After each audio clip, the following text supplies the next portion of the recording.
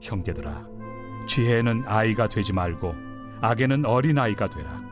지혜는 장성한 사람이 되라.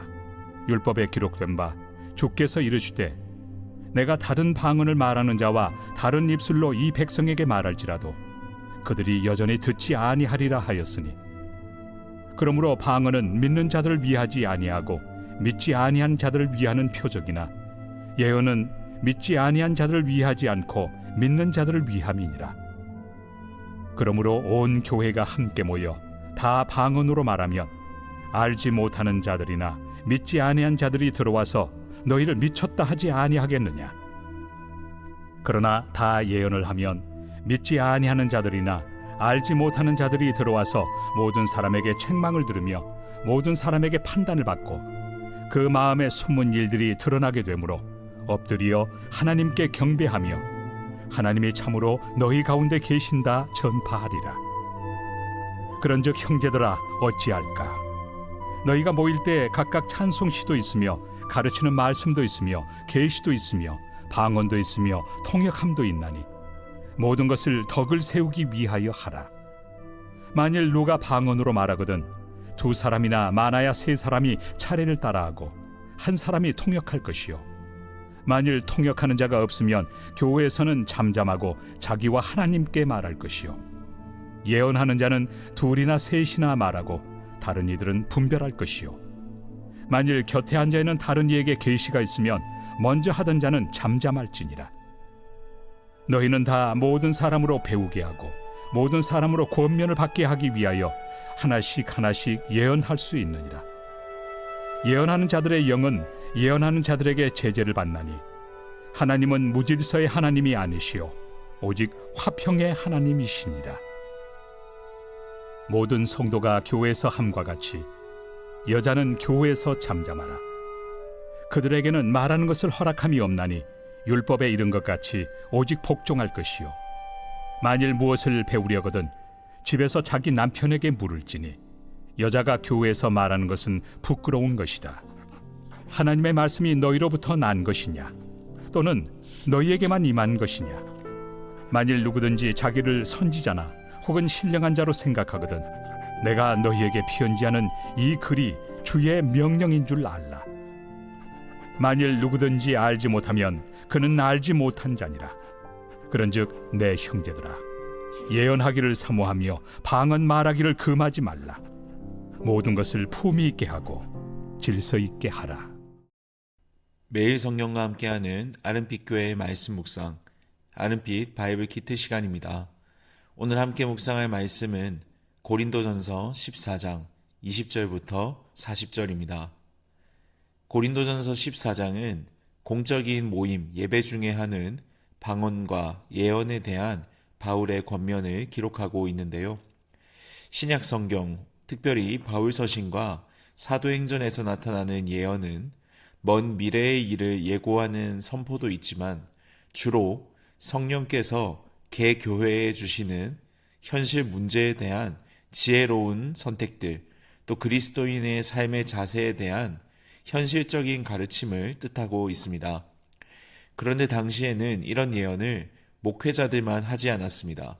교회 구성원 각자가 이런 예언의 은사를 받아 예언을 하고는 했습니다.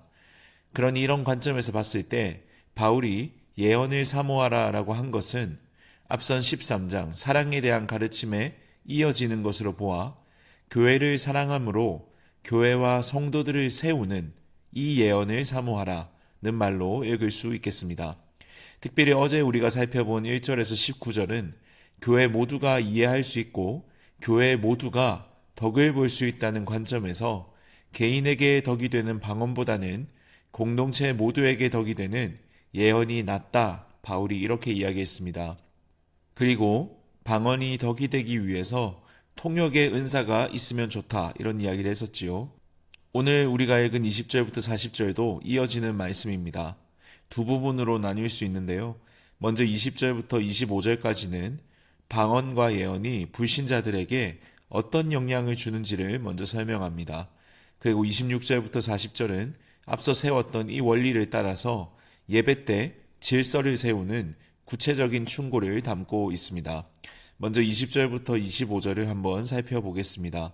이 부분이 상당히 난해합니다. 왜냐하면 22절만 봤을 때 방언은 불신자를 위한 표적, 예언은 신자를 위한 것처럼 느껴지는데 23절에서 25절을 보면 반대처럼 느껴지기 때문입니다.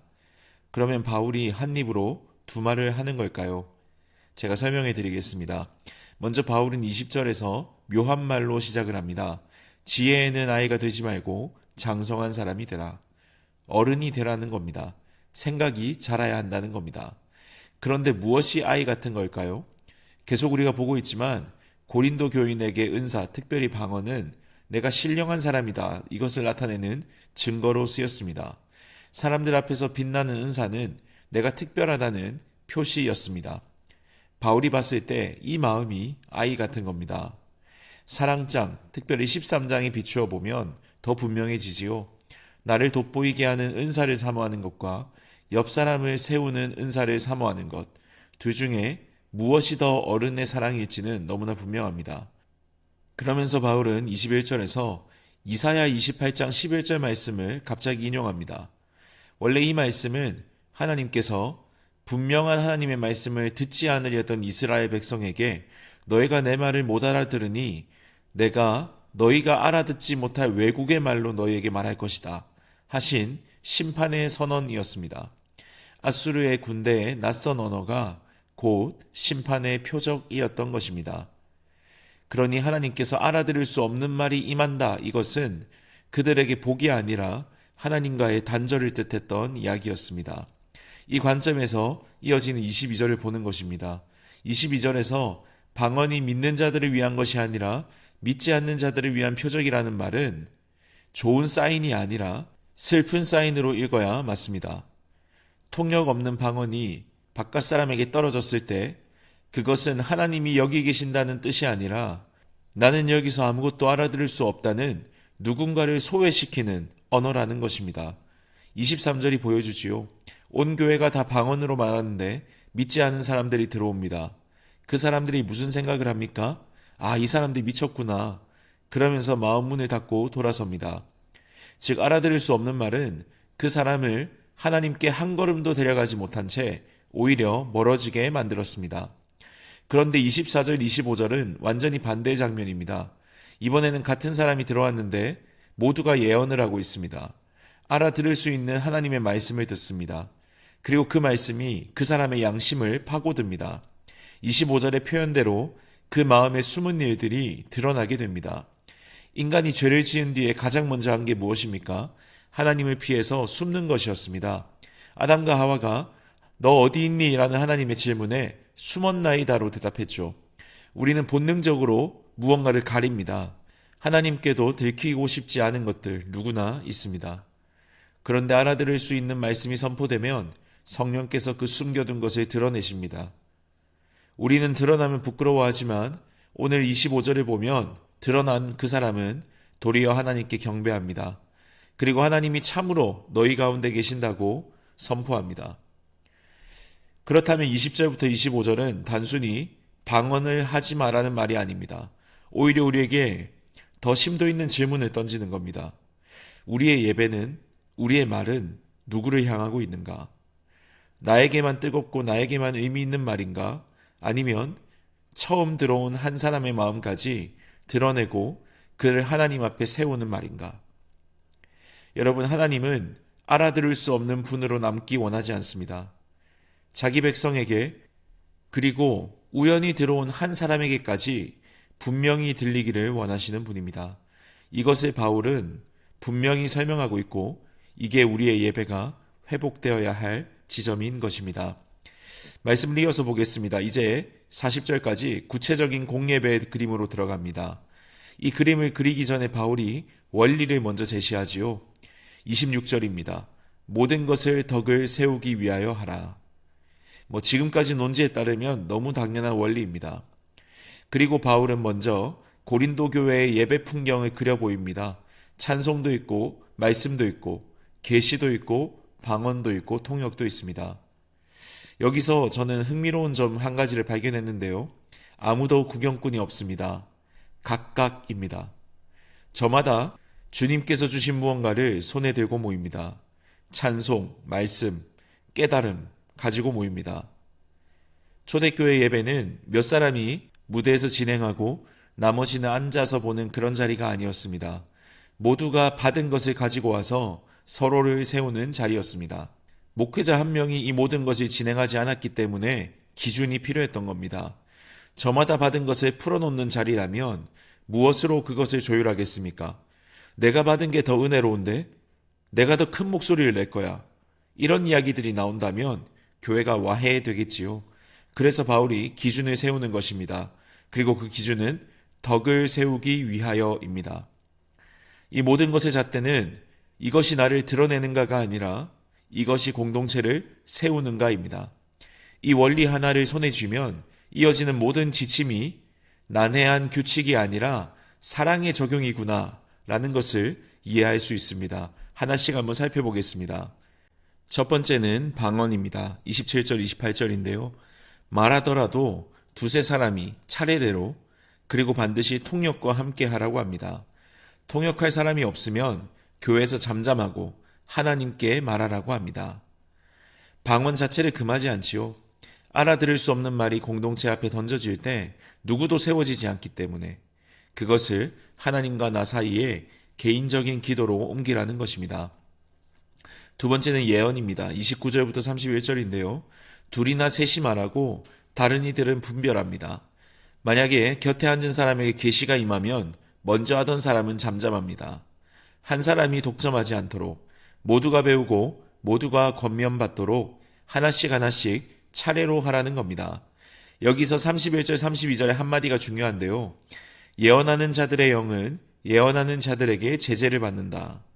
성령께 사로잡힌다는 것은 내가 나를 잃어버린 채 통제불능이 된다는 게 아니라는 겁니다. 진짜 성령의 역사는 사람을 휘어잡아서 정신없게 만들지 않습니다. 오히려 내가 멈출 수 있게 하고 옆 사람에게 자리를 내어줄 수 있게 합니다. 즉 절제할 수 있게 합니다. 성령은 한 사람의 절제를 통해서 일하시는 분이십니다. 즉 다른 사람을 위해서 내 말을 멈추는 자제력이 성령께서 함께 하신다는 증거라는 것입니다. 그리고 33절, 이 모든 지침의 뿌리가 여기서 드러납니다. 하나님은 무질서의 하나님이 아니시오 오직 화평의 하나님이시니라. 무질서의 반대로 화평을 제시하지요. 화평, 샬롬은 사실 관계의 회복이고 질서의 회복입니다.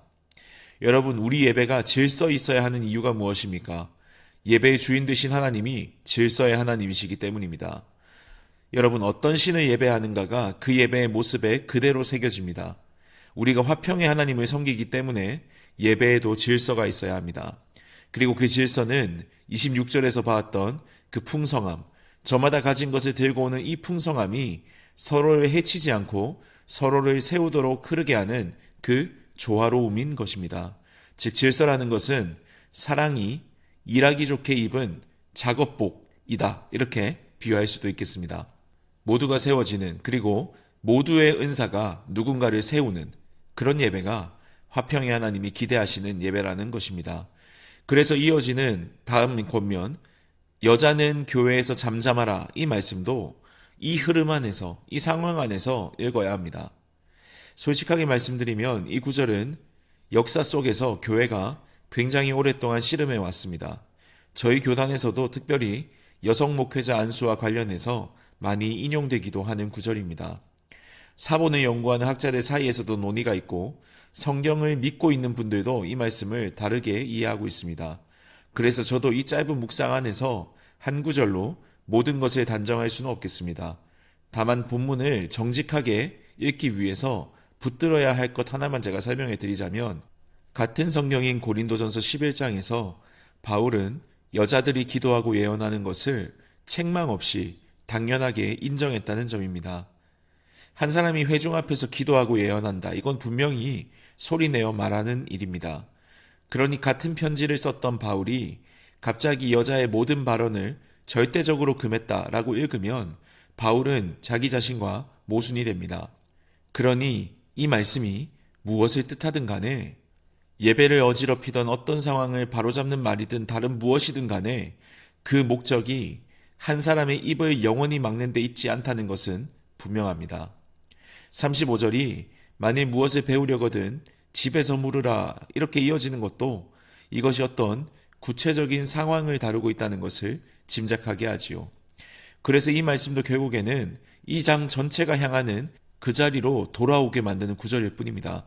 지금 바울이 이런 편지를 보내는 이유는 누구를 침묵시키기 위해서가 아니라 오히려 모두가 함께 세워져야 한다는 것을 알리기 위해서입니다. 화평의 하나님을 닮은 질서가 세워져야 한다는 것입니다. 그리고 나서 마지막으로 바울은 모든 논의를 두 마디로 묶지요. 39절과 40절입니다. 그런즉 형제들아 예언하기를 사모하며 방언 말하기를 금하지 말라. 모든 것을 품위 있게 하고 질서 있게 하라. 공동체는 세우는 말씀을 사랑하되 하나님 주시는 살을 막지 말라는 겁니다. 대신 모든 것을 품위 있고 질서 있게 하라. 뜨거움을 억누르지도 무질서를 방치하지도 않습니다. 풍성하되 세우는 방향으로 자유롭되 질서 안에서 걸어가는 것입니다. 그리고 그 질서는 사랑입니다. 주 안에 사랑하는 아름빛 교회 성도 여러분, 고린도 교회의 문제는 은사가 부족해서가 아닙니다. 은사가 넘쳐서 생긴 문제였습니다. 그 뜨거움이 자기를 드러내는 대로 흘렀을 때 함께 모인 어떤 자리는 누군가를 외롭게 하는 자리가 되어버립니다.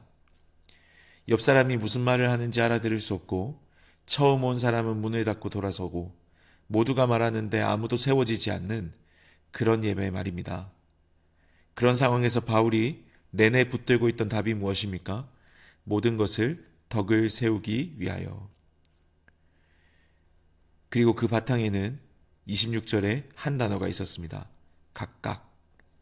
여러분, 교회는 몇 사람이 앞에 서고 나머지는 구경하는 곳이 아닙니다. 한 사람 한 사람이 저마다 주님께 받은 것, 은사를 손에 들고 모여서 서로를 세우는 곳입니다. 저는 우리 아름빛 교회가 각각 자신의 일을 하여서 공동체의 덕을 세우는 교회가 되기를 소망합니다.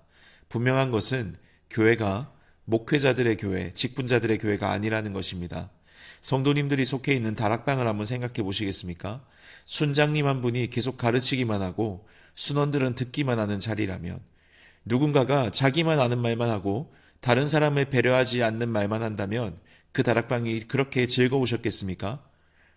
여러분, 순장도 순원도 저마다 한 주간의 삶을 살아내면서 받은 은혜를 가지고 옵니다. 그리고 누군가의 한마디 기도가 옆 사람의 무너진 마음을 일으키기도 하고 누군가가 나눈 말씀 묵상이 누군가의 한 주를 붙들기도 하고 누군가가 준비한 식사와 웃음이 우리를 행복하게 합니다. 순장이 순원을 세우고 순원이 순장을 세웁니다. 이것이 바울이 그렸던 교회입니다. 모든 섬김 부서가 그렇지요. 어떤 팀장, 교사가 쏟아붓고 섬김이들, 아이들은 받기만 하는 곳이 아닙니다. 누구도 구경꾼으로 앉아있지 않고 저마다 손에 무언가를 들고 옵니다. 그리고 한 사람의 고백, 한 사람의 기도, 한 사람의 찬양이 공동체를 완성합니다. 이번 11월에 우리 교회는 새롭게 직분자를 세우게 됩니다. 오늘 본문의 언어로 하면 직분이라는 것은 곧 덕을 세우는 일에 나를 드리겠다는 분명한 약속입니다. 그러니 직분자가 세워진다는 것은 아름빛 교회에서 서로를 세우는 손이 하나 더 늘어나는 일인 것 같습니다. 새로 세움받는 여러분들을 통해서 또 그분들과 함께 우리 모두가 더 풍성히 서로를 세울 수 있었으면 좋겠습니다. 한 사람이 세워지는 그곳에 하나님이 계십니다. 화평의 하나님은 지금도 그런 예배를 찾으십니다. 몇 사람만 빛나는 예배가 아니라 모든 한 사람들이 세워지는 예배. 목회자의 교회가 아니라 성도 한 명 한 명이 그리스도 안에서 받은 것으로 함께 세워져 가는 교회. 목회자의 말씀이 성도를 세울 뿐 아니라 교회를 처음 찾는 한 사람에게까지 알아들을 수 있는 쉬운 말씀으로 들려지는 교회. 나눔 하나하나가 모두가 공감할 수 있는 덕이 되는 나눔. 저는 우리 아름빛 교회가 그런 교회 되기를 소망합니다. 그래서 하나님께서 참으로 아름빛 교회에 계신다. 이 고백이 우리를 찾아오는 모든 사람에게서 터져나오는 복된 교회 되기를 간절히 소망합니다. 함께 기도하겠습니다. 샬롬의 하나님, 알아들을 수 있는 말, 우리를 향한 배려와 사랑으로 먼저 찾아와 주신 주님을 기억합니다. 그 은혜 기억하며 내게 주신 은혜와 은사, 나를 드러내는 데 사용하지 않고 서로를 세우는 데 사용되길 원합니다. 내가 아니라 누군가, 내가 아니라 그리스도만을 드러내는 방식으로 공동체의 덕이 세워지게 하옵소서. 우리 아름빛교회가 구경꾼 없는 교회 되길 원합니다. 한 사람 한 사람이 저마다 받은 것을 손에 들고 세워가는 교회 되길 원합니다. 특별히 이번 11월 직분자로 세움받는 이들을 축복하여 주옵소서. 받은 그 직분이 교회를 섬기고 지체를 세우는 귀한 통로 되게 하시고 화평의 하나님을 닮아 교회의 질서를 사랑으로 세워가는 복된 직분자들 되게 하옵소서. 각자 받은 은사를 서로 존중하며 모든 것을 바른 질서대로 행하는 교회 되길 원합니다. 순장과 순원이 서로를 세우고 교사와 학생이 서로를 세우며 목회자와 성도가 또 새로 세움받는 직분자들이 받은 은사대로 서로를 세우는 덕이 되는 교회 되게 하옵소서. 그리하여 하나님이 참으로 아름빛 교회에 계신다 이 고백이 우리를 찾아오는 모든 사람의 입술에서 터져나오게 하옵소서. 그분의 핏값으로 교회를 지으신 예수님의 이름으로 기도합니다. 아멘.